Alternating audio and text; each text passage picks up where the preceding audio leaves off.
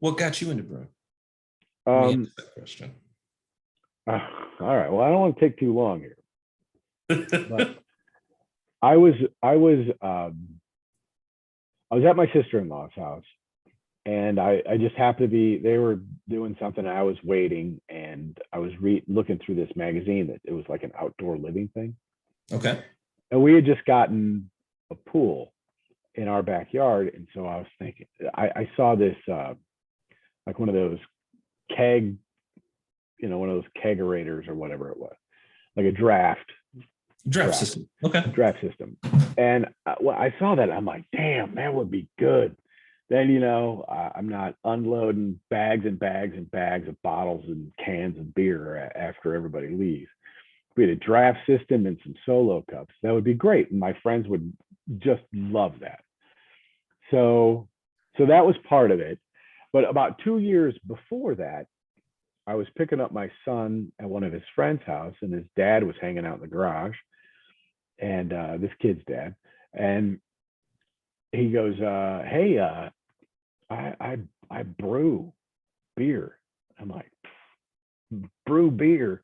I don't even know how you would do that, because I had been through like St. Louis and going through the Budweiser plant, and I'm like, you can't do. I don't know how they do that or what you're talking about. But the only thing I remember him saying was like that he brewed using a cooler, and that sanitation was super important. That's all I remember, and that this dude brews in his garage, and it doesn't make any sense to me at all. So then when I saw that, when I thought like a draft system would work, then I started going online, and I looked up like, how can you make one? I've got a refrigerator, I've got a chest freezer. How do you do? And I saw a video on these guys making a keezer, and they said something about putting homebrew kegs on top of the lid to hold it down while the glue set. I'm like, homebrew kegs? You can keg the beer, homebrew? What is this homebrew thing? So I dove down a hard rabbit hole, and it got super intense. And then I started looking up all the equipment and all the things that, Northern Brewer has so many great videos from, 10, 12 years ago, back when Michael Dawson and Brewing TV was Brew TV phenomenal. was so fantastic. I great bought resource. Dawson's book, and it has great recipes in it. I've made several of them.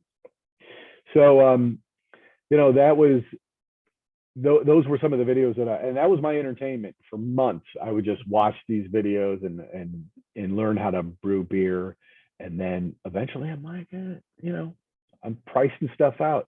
What would it take? What kind of system would I want? I start drawing pictures, and then I've got diagrams, I've got stuff in carts, for Northern Brewer and Midwest Brewing, and all these different places, and then I'm watching the prices, and then I found a kit with a kettle and a couple of other items, a starter kit and a fermenter, and I'm like, I think I'm gonna pull the trigger on this thing. And then I started looking at Craigslist, and I found somebody with an SS Brew kettle, and I'm like, that's the one I want. So I bought that from him, and and then for 2 years, every time I brewed beer, I'd come home with a new gadget of some sort, whatever it was, a new bottler or a new, bucket, or it would always be some little $20, $30, $40, $50.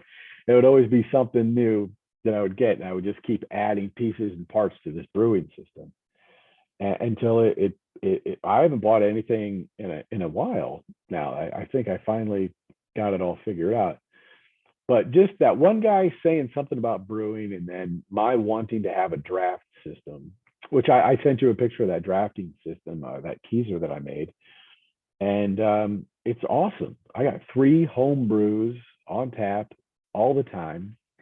And there's a little shelf in there. So I have a 4th keg of something that's lagering.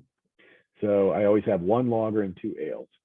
And that got me started. And once I started getting growlers and bringing them over to friends' house and getting that encouragement and making people happy by giving them something that it's really, we're making one-offs. Here's 5 gallons of something that's never been created, probably will never be created again. Even though we wrote it down and we can do the recipe exactly the same, the best to our abilities, but it's going to be a little bit different every time. And so you're really building these unique, one of a kind, never going to be seen before beers. And I think a lot of people appreciate it. And when you tell somebody that's never like that was just like me, when you tell somebody I brewed this, and they're like, what? You can't do that. And I like to tell people, like, they're like, how did you do it? And I go, I brewed it in my tub. And then they're like, oh, never mind. Here, take this back. I don't. But I just think it's a unique opportunity a lot of people can cook, a lot of people can make pancakes, a lot of people can make cakes and brownies and stuff like that. And that's a neat. Baking is a great little hobby. Cooking is a great little hobby. Brewing is just really the same sort of thing. It's just, you're not doing it in the kitchen. You're off by yourself in a garage with a bunch of extra things your wife doesn't think you need. And and I think it's a great hobby, and I love it so much. It's so fun.